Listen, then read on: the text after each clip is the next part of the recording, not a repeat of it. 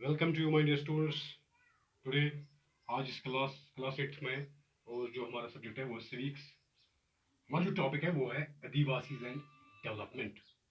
ये किस चैप्टर का है? ये है चैप्टर अंडरस्टैंडिंग मार्जिनलाइजेशन। उसी में से एक टॉपिक है हमारा आदिवासीज एंड डेवलपमेंट। मैंने आपको बताया कि जो पहले मैंने वीडियो में जो दिया आपके लिए वीडियो पढ़ा कि जो what is marginalisation, what are the different marginal groups in India. तो उनमें से मैंने एक बोला आदिवासी। आदिवासी और उनकी डेवलपमेंट के बारे में आज हम पढ़ेंगे। बेटा मैं आपको ऐसे ही बताऊंगा या ऐसे समझाऊंगा। अगर हम फॉरेस्ट की बात करेंगे, क्योंकि मैंने आपको उसमें बोला कि जो आदिवासी होते हैं they are the original inhabitants who live in close association with the forests. So अगर हम फॉरेस्ट की बात करेंगे तो जंगलों में बहुत सारी दौलत होती है। वहाँ पे टिम्बर होती है, वहाँ पे मेटल ओर्स होते हैं, वहाँ पे डिफरेंट हर्ब्स होते हैं, वहाँ पे डिफरेंट एनिमल्स होते हैं। यानी कि forests are full of wealth for a nation. अगर हम बात करेंगे आदिवासी, तो आदिवासी इन्हीं जंगलों में रहा करते थे। मैंने आपको पहले ही बोला, they are original in live in close to the forest. तो क्या क्या हुआ उनके उनके उनके साथ? अगर हम देखेंगे कि हमारे इंडिया में जो फॉरेस्ट है, जो कवर्ड एरिया है वो बहुत बहुत है। यानी कि major part of land is covered with forest land up to 19th century. Up to 19th century अगर हम बात करेंगे इन फॉरेस्ट्स की, तो ये बहुत लैंड, बहुत एरिया था under the forest cover. But अगर हम इन फॉरेस्ट की बात करें तो आदिवासी ही को क्योंकि वो जंगल में रहा करते, उनको एक मास्टरी थी उनके जंगलों के ऊपर। यानी कि उनको पता था कि कौन सा कैसे इस जंगल में पहुंचना है, क्या करना है यहाँ पे, कौन से जानवर है, how can we survive in the forest. तो क्या क्या हुआ उनके साथ? अगर हम देखेंगे in the pre colonial world, pre colonial यानी कि अगर हम, तो इनको क्या कहा जाता था? In the pre colonial world इनको कहा जाता था hunter, as hunter gatherers, hunter या नोमैड्स। इनको नोमैड्स भी कहा जाता है, यानी कि जिनको हम खाना बदोश लोग कहते हैं। या इनको हम ये क्या क्या काम करते हैं? ये शिफ्टिंग कल्टीवेशन भी एक्सरसाइज करते थे। शिफ्टिंग कल्टीवेशन अभी बेटा बात यहाँ तक समझ। तो क्या हो, with the passage of time, after independence of India, most of यानी कि ज्यादातर फॉरेस्ट साफ किए गए और उन आदिवासी को फोर्स किया गया कि आप भाई अब यहां से निकलो। आइदर वो उनको फोर्स किसने किया? Either through private industries, private industry owners, और बाई पॉलिटिकल फोर्स, और बाई गवर्नमेंट एजेंसी। तो अगर हम बात करेंगे तो उनको फोर्स किया गया कि आप इन जंगलों से निकलो, यहाँ पे हम कुछ डैम बनाएंगे या एग्रीकल्चरल लैंड बनाएंगे। तो वो जो आदिवासीज है, जिनको सालों, जो सदियों से रहा करते थे इन जंगलों में, तो उनको जब वहां से निकाला गया तो उन पे ऑटोमेटिकली उन पे असर पड़ेगा, क्योंकि दे लॉस, उनका घर भी लॉस किया उन्होंने। जो भी उनके पास लैंड थी, जो कल्टीवेशन थी, वो सब खो दिया उन्होंने। तो वो बेचारे, उन्होंने क्या किया? उनको शहरों की तरफ भेज दिया गया। किसके लिए? रोजी रोटी के लिए, मजदूरी करने के लिए। जहाँ पे जब वो शहरों की तरफ आ गए तो उनको कम मजदूरी दिया, मतलब वो लोग देते थे, उस पे वो गुजारा नहीं कर सकते थे, क्योंकि उनको जंगलों से निकाला गया है। क्योंकि वहाँ पे जंगलों में वो लोग आते थे, जो प्राइवेट इंडस्ट्री ओनर्स होते थे, वो उनको फोर्स करते थे कि यहाँ पे हमें ये और निकालनी है, और वो उन्हीं को वहाँ पे मजदूरी पर लगाते थे, और उनको फिर बहुत लो वेजेस दिया करते थे, जिसकी वजह से उनकी लाइफ बुरी तरह से मुतासर हो गई।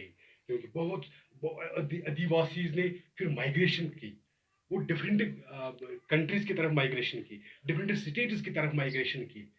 और 1800 इन 1830 अगर आप देखेंगे, लाखों की तादाद में जो आदिवासीज है, दे माइग्रेटेड, एंड लाखों की तादाद में दे पेरिशड, यानी कि दे डाइड। वो क्यों मर गई? क्योंकि उनको जब उन जंगलों से धकेल दिया गया, बाहर धकेल दिया गया, तो उनको बेचारों को रोजी रोजी रोटी नहीं मिली, उनको ग़िज़ा नहीं मिला, उनको मज़दूरी नहीं मिली अपने जो उनका अयाल था उनके पास, उनके जो फैमिली मेंबर्स थे, उनको खाने के लिए खाने पीने के लिए उनके पास पैसे नहीं थे वो चीज़ खरीदने के लिए। अगली बात यहाँ तक समझ कि जो आदिवासीज़ हैं उनको उनके साथ क्या ट्रेजेडी होगी, उनकी हिस्ट्री क्या है। अगर आप उसके बाद देखेंगे तो हम यहाँ पे मैं आपको एक बात बताऊँगा कि जब उनको उन फॉरेस्टों से निकाला गया, अगर वहाँ पे किसी ने बोला कि मुझे यहाँ पे डैम बनाना है, जो ये rest of the forest land थी, जब ये बेचारे यहाँ पे रहने लगे, तो उनको बोला गया कि आप एनक्रोचर्स है, तो उनको फिर निकाला, वहाँ से भी निकाला गया वहाँ से भी। उसके बाद अगर हम देखेंगे तो ऑटोमेटिकली उनकी जो जो लिटरेसी होगी वो कहाँ पढ़ेंगी, उनके पास पैसा नहीं है, उनके पास रोजी रोटी नहीं है, उनके पास कोई काम नहीं है, वो कैसे पढ़ेंगे। तो ऑटोमेटिकली वो उनकी लिटरेसी भी बहुत पीछे रह गई, वो उस लिटरेसी के फील्ड में बहुत तालीम के मैदान में बहुत पीछे रह गए। और अगर हम उनके उसके बाद बात करेंगे उनकी नरिशमेंट की हेल्थ स्टेटस की बात करेंगे, तो आप mostly you will find that children of Adivasi tribal और tribal people, you will see them malnourished, यानी कि उनको वो नरिशमेंट नहीं मिली जिसकी उनको जरूरत थी, और दे रिमेन malnourished।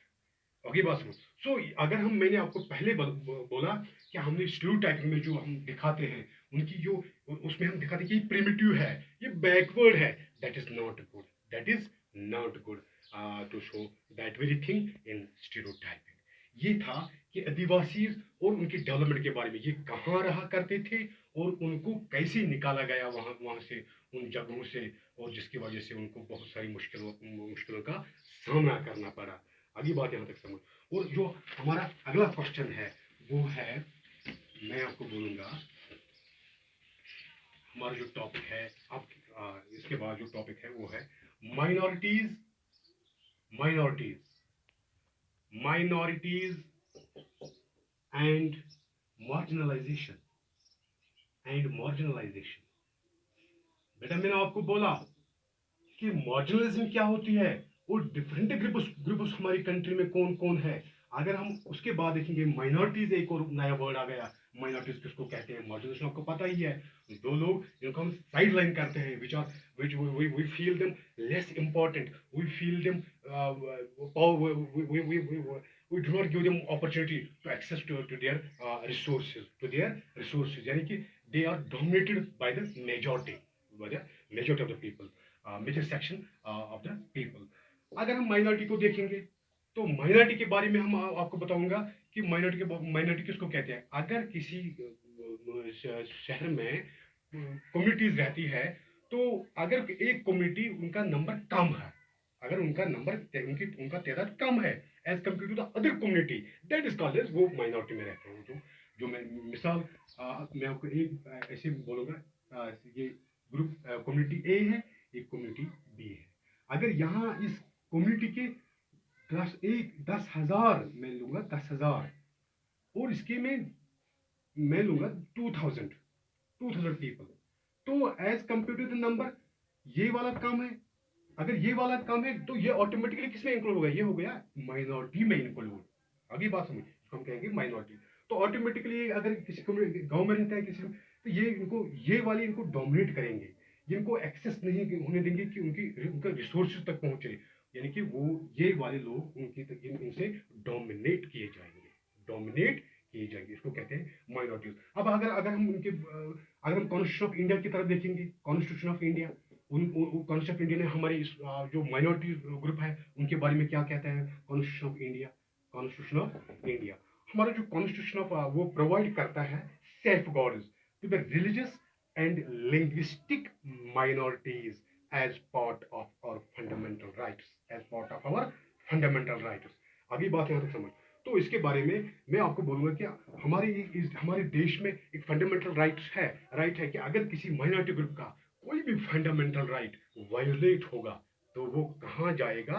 मैंने आपको बोला है, जो मैंने आपको चैप्टर पढ़ाया है, जुडिशरी, तो वो कोर्ट तक जा सकता है कि किस लिए कोर्ट तक जा सकता है कि वो वहां पे अपनी जो राय है, अपनी जो पेटिशन वो दायर कर सकता है कि मेरा ये फंडामेंटल राइट ये वायोलेट हो गया है, क्योंकि मुझे इस चीज का हक नहीं दिया जाता है अगर मैं माइनॉरिटी ग्रुप से ताल्लुक रखता हूँ। इसलिए उन्होंने कॉन्स्टिट्यूशन ऑफ इंडिया ने हमारे लिए उसके सेफ गार्ड रखे हैं।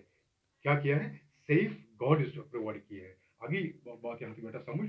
ओके, तो मोस्टली अगर हम देखेंगे मुस्लिम माइनॉरिटीज को देखेंगे, अगर हम मुस्लिम को देखेंगे, मुस्लिम माइनॉरिटी, अगर हम माइनॉरिटी की बात करेंगे तो अगर हम मुस्लिम को देखेंगे, मुस्लिम कम्युनिटी को हमारे इंडिया में, उनकी लिटरेसी देखेंगे, उनका एम्प्लॉयमेंट देखेंगे, उनका एम्प्लॉयमेंट देखेंगे, उनका लिटरेसी देखेंगे, या उनका बेसिक एमिनिटीज देखेंगे, उनका हम बेसिक एमिनिटीज देखेंगे, तो आप देखेंगे कि हर शोबे में, इन एवरी फील्ड, हम ये मुस्लिम कम्युनिटी बहुत पीछे है, बहुत पीछे है। तो इसके लिए मैं आपको एक बात बताऊंगा कि 2000 ये सर्वे थी, ये 2011 में की गई थी।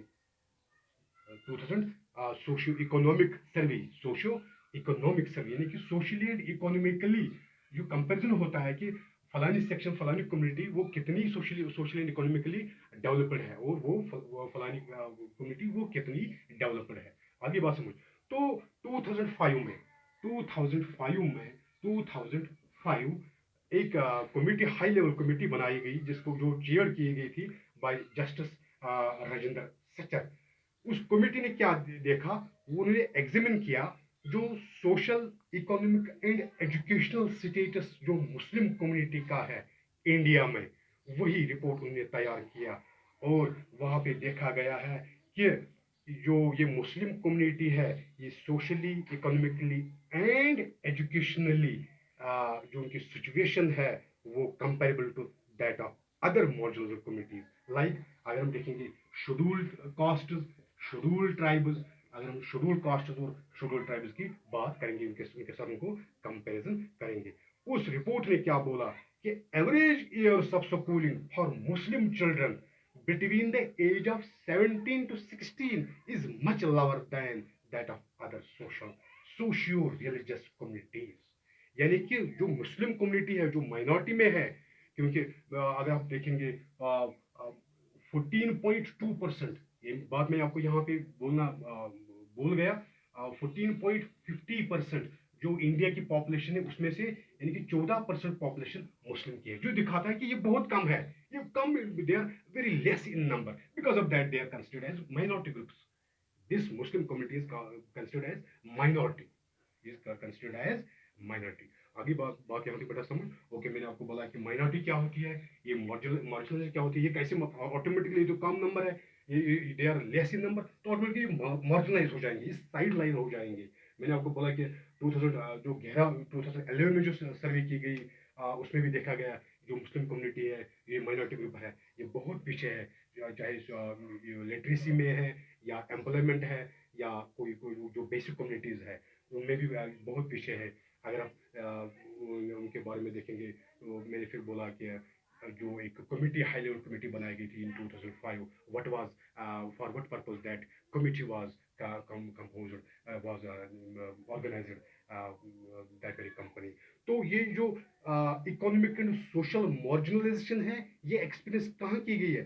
मुस्लिमों ने, यानी कि मुस्लिम की तरफ से एक्सपीरियंस हो गई है अदर डायमेंशन एज वेल। मैं आपको बोलूंगा ऐसे ही कि आप मुस्लिम जो कस्टम्स होते हैं मुसलमानों के, और प्रैक्टिसेस होते हैं, वो बहुत डिफरेंट होते हैं, distinct from what is seen as the mainstream। मैं आपको ऐसे बोलूंगा कि मुस्लिम जो होते हैं वो मुस्लिम जो वो बुर्का पहनती है, वो लोग वो दाढ़ी रखते हैं, मुस्लिम आपकी वो दाढ़ी रखते हैं, तो वो कुर्ता पायजामा पहनते हैं। तो उन चीज़ों से वो लगता है कि ये बहुत डिफरेंट है, ऑटोमेटिकली वो क्या, उनको क्या देगा, ये एक डिफरेंट है हमारी सोसाइटी से, इसलिए उनको बोलते हैं कि ये भी एक मार्जिनलाइज्ड सेक्शन है, ये भी एक मार्जिनलाइज्ड सेक्शन है। उसके बाद अगर हम देखेंगे तो हमने इसमें देखा कि जो ये हमारा जो चैप्टर है माइनॉरिटीज और दलित भी है, एक और सेक्शन है वो दलित। वो भी एक मार्जिनलाइज्ड ग्रुप है, मगर अब क्या है, मैंने बोला इस चैप्टर में मैंने बोला आपको व्हाट इज मार्जिनलाइजेशन। मैं आपको इसको थोड़ा कंक्लूड करूंगा, क्या मार्जिनलाइजेशन होती क्या है, और हमारी इंडिया में कौन कौन से डिफरेंट ग्रुप्स है, डिफरेंट कम्युनिटीज है जो मार्जिनलाइज हो गई है, और क्या वजूहात है कि वो मार्जिनलाइज हो गए हैं। और इसके बाद है अब क्या जरूरत किसकी है कि हमें इनको ऐसा नहीं ट्रीट करना चाहे। as I have already said to you that by stereotyping we show these Adivasis or other communities very less important, powerless, we backward, we show them as primitive. These things are not good for our nation. तो अगर हम बात करेंगे कि motivation की बात होती है, अगर हम दलित की बात करेंगे, दलित कम्युनिटी में से एक नाइन्थ प्रेसिडेंट जो इंडिया का था, नारायणन, ये बात याद रखना, नारायणन जो नाइन्थ प्रेसिडेंट था इंडिया का 1997, 1997, और 1997 तो वो किस कम्युनिटी से था, वो दलित कम्युनिटी में से था। आगे बात समझ, तो rest is okay, wish you all the best, stay home, stay safe.